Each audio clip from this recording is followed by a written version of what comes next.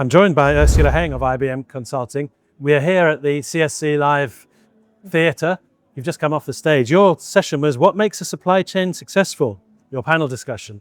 So, Ursula, what does make a supply chain successful? That's a big question, actually, but it was one we really enjoyed talking about. So I think there's a number of elements, but we need to take it back to first principles. So one of the things that needs to be considered is the data. The visibility of the data, having end-to-end real-time data, and looking at the AI to gain insights into that. So that's one of the areas. The second one is around having a resilient supply chain. So really, in effect, what that means is being able to understand scenarios, model those, and have interventions so that you can bring that into force when disruptions happen. Because I think, as we've seen from a lot of the situations that have been happening recently, and obviously you've got the pandemic, the tariffs, and now you have geopolitical situation in the Middle East, obviously in Ukraine. You have to take consideration into alternative scenarios, and disruption really is the new constant. I think lastly, the thing that needs to be taken into account for a successful supply chain is really on the organisational design and the capability of the people in the organisation to run it. So this means breaking down silos between functions. We do that through data transparency, and I think there's also a piece of being able to provide skills from a data literacy standpoint for people working in different groups in different functions. There is also another element to that, which is ensuring that we take into account the workflows and also the upstream and downstream implications of the operations, and people have a line of sight to that. Ursula, how can supply chain diversification help to mitigate against turbulence? So you ask these big questions, but these are ones that actually need to be answered. So I think there are a few buckets around the diversification. And I think, we are in a situation at the moment of uncertainty, and people are being tasked to look really at insurance within the organisation.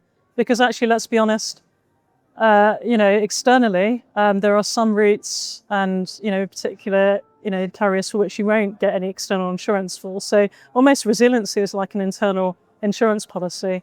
There are certain ways to mitigate for disruptions. So I think one of the things that we need to consider is, the geography of perhaps, of where you are sending your goods to final destination, the ports that may be involved along that journey, and maybe the dependency of perhaps a certain port in a route. The second area is really around, I would say, transportation. So let's take the example of the Strait of Hormuz at the moment, which is very restricted. It's not entirely closed. There's a limited movement through there. So, organisations are having to, traverse that, add 14 days to their journey and move around the Cape of Good Hope to get goods delivered. So they look at combinations of air, sea, rail in some cases. The third area, I think, is looking and understanding at risk between the carriers that you use and also the volume at which you distribute across them. So really, it's a bit like shares where you want to diversify your portfolio. You need to look at your portfolio of carriers, obviously, freight, with regards to freight, the ports that you use, and look at the volumes and the criticality of those volumes going through there. So I think that gives a very balanced, picture of some of the important things to consider. One of the other subjects you were talking about in the panel debate was the implementation of standards across the supply chain. What would you say are the biggest challenges and barriers for doing this? Well, there's quite a few standards, but I think you mean digital standards, don't you? Digital standards, okay. Yes. Well, digital standards, I think, require collaboration first and foremost. So if you think about an ecosystem which is involved within shipping and logistics, you're looking at the port authorities. You've got 3PLs, you've got 4PLs, you have customs involved, you have the IT vendors, right, that provide the technology and the infrastructure to help support the digitalization of the data and the processes that are needed to look at those elements.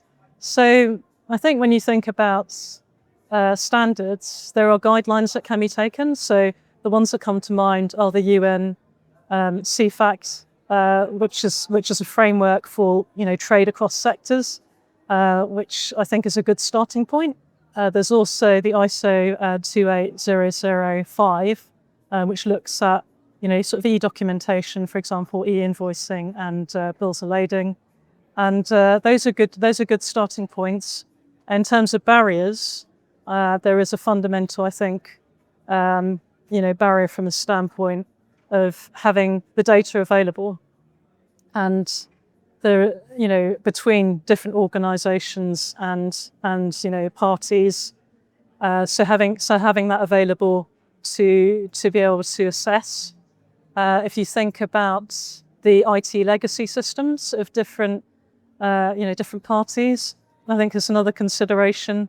So it's almost like a race where people are moving from an adoption standpoint, from both AI and from a technology legacy. They're in different stages of evolution. So I think those are some sort of really sort of key things, key points of consideration. I think in terms of sort of immediate barriers to consider.